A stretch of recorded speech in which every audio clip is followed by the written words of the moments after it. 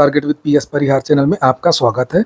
आइए शुरू करते हैं। देख लेते हैं कि दैनिक सायंकाल समाचार के इस वीडियो में विद्यार्थी जीवन से संबंधित कौन कौन सी सूचनाएं हैं। तो वीडियो को जल्दी से लाइक कर दें, शेयर कर दें। जिन छात्रों ने चैनल को अभी भी सब्सक्राइब न किया हो तो जल्दी से सब्सक्राइब कर लें, ताकि आप लोगों को इसी प्रकार की ऑथेंटिक अपडेट से सबसे पहले मिलती रहे। सबसे पहले बात कर लेते हैं एसएससी को लेकर के। एसएससी को लेकर के पूरे देश में छात्रों में आक्रोश है। दिल्ली में तो धरना प्रदर्शन चल ही रहा है और उसको लेकर के मैंने सुबह की वीडियो में जानकारी भी दी थी कि किस तरीके से विद्यार्थियों को कल रात को रोका गया। और उसी क्रम में कल प्रयागराज में भी एक प्रदर्शन और ज्ञापन है, जिसे आप लोग यहाँ पर देख सकते हैं। लिखा है एसएससी में अनियमितता के खिलाफ रामलीला मैदान, दिल्ली में चल रहे आंदोलन पर लाठीचार्ज और गिरफ्तारी के विरोध में प्रदर्शन व ज्ञापन 26 अगस्त 2025 को 1 बजे। ये देख सकते हैं आप लोग यहाँ पर ये प्रदर्शन हो रहा है आयशा की तरफ से RYA। तो पत्थर गिरजाघर सिविल लाइंस में ये प्रदर्शन हो रहा है। अगली सूचना है यूपी ट्रिपल एससी की। यूपी ट्रिपल एससी ने आज एक भर्ती जूनियर असिस्टेंट की एक नोटिस जारी की है, जिसे आप लोग यहाँ पर देख सकते हैं। 1262 पदों के सापेक्ष 1259 विद्यार्थियों का अंतिम चयन जो परिणाम हो 1 अगस्त को जारी किया गया था। और अब इन विद्यार्थियों का जो जिला आवंटन है, विभाग आवंटन है, वो जारी किया गया है। ये देखिए, और किस विद्यार्थी को कौन सा विभाग मिला है वो विद्यार्थी देख सकते हैं। चिकित्सा एवं स्वास्थ्य सेवाएं उत्तर प्रदेश में जिन विद्यार्थियों का नाम है इस विभाग में, तो उनके यहाँ पर रोल नंबर लिखे हुए हैं। इसी तरीके से और भी इसमें बहुत सारे विभाग है जिन्हें आप लोग जाकर के देख सकते हैं।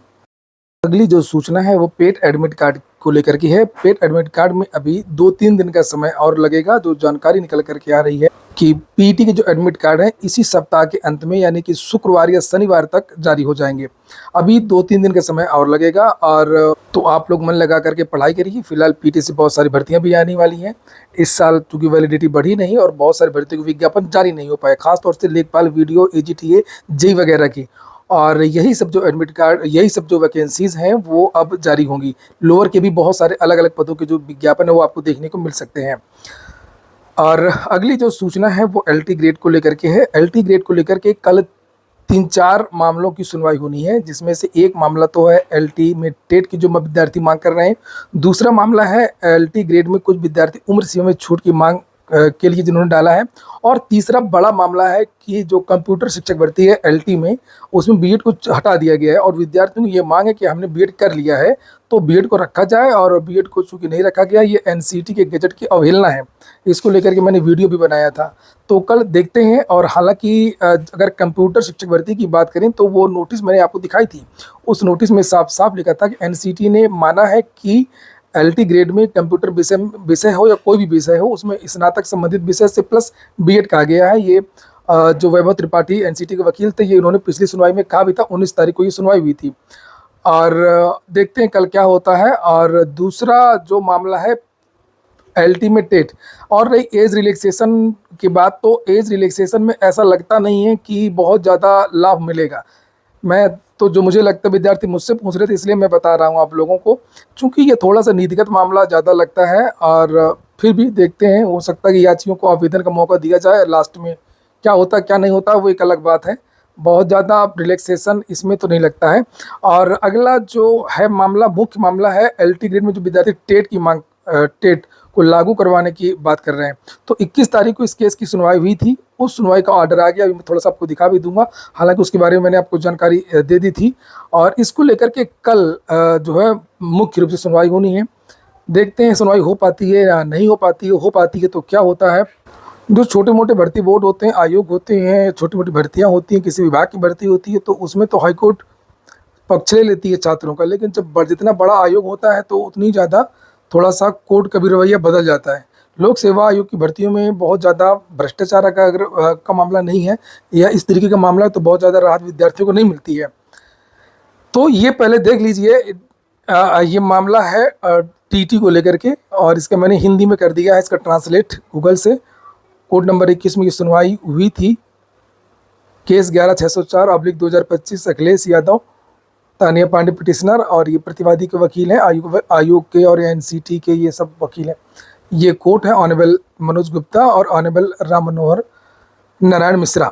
नीचे लिखा हुआ है कि सर्वप्रथम प्रतिवादी 4 की ओर से उपस्थित विद्वान अधिवक्ता श्री वैभव त्रिपाठी ने दलील दी कि पिछली तिथि पर उन्होंने कहा था कि कक्षा 6 से 8 तक के लिए एनसीटी द्वारा निर्धारित अनिवार्य योग्यता टीटी है। जो पिछला ऑर्डर जारी हुआ था 11-12 तारीख को, कब जारी हुआ था, तब ये आया था ऑर्डर में कि एनसीटी ने ये कहा है कि टीजीटी के लिए टेट अनिवार्य है, जबकि टीजीटी के लिए टेट अनिवार्य नहीं है। वास्तव में टेट जो है वो 6 to 8 के लिए है, और विद्यार्थियों की भी यही मांग है कि जो एलटी और टीजीटी के जो शिक्षक होते हैं ये 6 से लेकर के 10 तक अध्यापन का कार्य करते हैं, और चूंकि 6 to 8 भी बीच में आता है, इसलिए टीटी को अनिवार्य किया जाए। तो जो एनसीटी ने कहा था पिछली सुनवाई में, उसको शुद्ध किया है। एनसीटी इस बार पलट गई, और एनसीटी के वकील जो वैभव त्रिपाठी थे, उन्होंने कहा कि हमने ये कहा था कि 6 से 8 के लिए टेट है, ना कि 9 और 10 के लिए। लिखा है यहाँ पर, ये कक्षा 6 से लेकर के 8 तक के लिए शिक्षक की नियुक्ति के लिए एनसीटी द्वारा निर्धारित अनिवार्य योग्यता टीटी है। और उन्होंने दलील दिया कि विवादित विज्ञापन, एलटी की बात हो रही है, कक्षा 9 और 10 को पढ़ाने वाले सहायक शिक्षक टीजीटी ग्रेड के लिए है, जिसके लिए एनसीटीई विनियमों के अनुसार अनिवार्य योग्यता बीएड है, ना कि टीटी प्रमाण पत्र। यानी कि एनसीटी का कहना है कि अगर 9 और 10 के ये भर्ती हो रही है एलटी की, तो केवल अनिवार्य योग्यता बीएड है, इसमें टीटी नहीं है। अब मामला यही है कि ये भर्ती 9-10 के लिए है कि 6 से 10 के लिए है, यही मेन बिंदु बन गई उस दिन की बहस का। और नीचे लिखा है कि योग्यता याचिकाकर्ताओं के विद्वान वकील ने प्रस्तुत किया कि विवादित विज्ञापन में यह कहीं भी निर्दिष्ट नहीं है कि चयन कक्षा 9 और 10 के शिक्षकों के चयन के लिए है।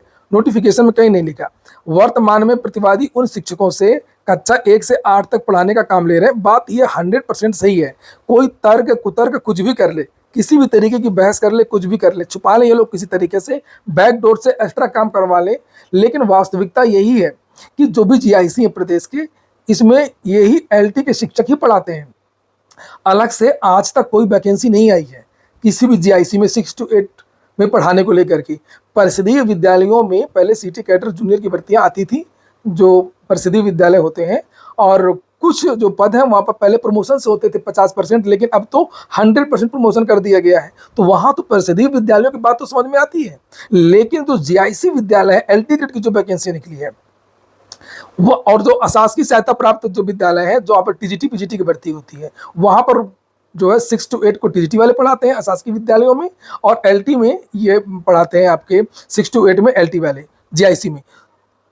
तो वही विद्यार्थियों की तरफ से कहा गया कि प्रतिवादी उन शिक्षकों से कक्षा 1 से 8 तक पढ़ाने का काम ले रहे हैं जिन्हें टीजीटी ग्रेड में नियुक्त किया गया। टीजीटी ग्रेड का मतलब यहाँ एलटी ही है। प्रतिवादी संख्या 4 के विद्वान अधिवक्ता ने उक्त प्रस्तुतिकरण के उत्तर में प्रस्तुत किया कि कक्षा 1 से 8 के लिए चयन परिषद द्वारा किया जाता है।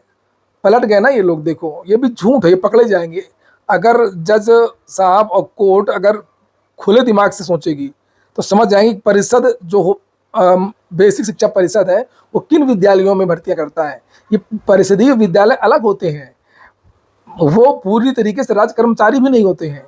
बेसिक जो ये विद्यालय होते हैं 1 to 5 और जूनियर प्राइमरी, यहाँ पर परिषद भर्तियां करता है। परिषद माध्यमिक शिक्षा परिषद जो है ये भर्तियां जीआईसी में नहीं करता है।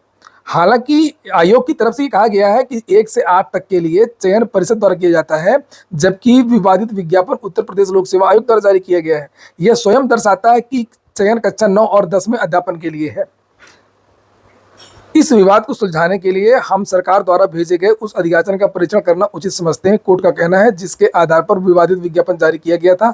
सरकार को भी अपनी स्थिति स्पष्ट करनी चाहिए। सरकार से और आयोग से, सभी से कोर्ट ने ये कहा है कि अब ये बताइए कि ये जो आप भर्ती करने जा रहे हैं ये किस कक्षा के शिक्षकों के लिए है। हालांकि सरकार तो कह देगी, लिखित में दे देगी, जैसे पिछली बार दिया था कि 9-10 के लिए है। हालांकि विद्यार्थी भी उसका जवाब देंगे, यही सब तर्क लगाएंगे, क्या होता क्या नहीं अब है। प्रतिवादी संख्या 5 की ओर से उपस्थित अधिवक्ता पीके रघुवंशी ने उस मांग को रिकॉर्ड में रखने के लिए समय मांगा है, जिसके आधार पर विवादित विज्ञापन जारी किया गया है। 26 अगस्त 2025 को फ्रेश केस की लिस्ट किया गया है इसको, और ये 21 का दिनांक है।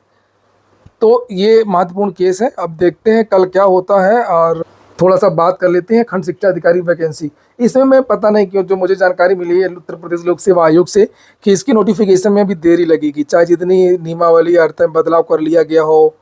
लेकिन ये बता रहा है कि अभी आयोग में इसको लेकर के कोई हलचल नहीं है। आयोग केवल पीसीएस की तैयारी कर रहा है और आरओ की तैयारी कर रहा है।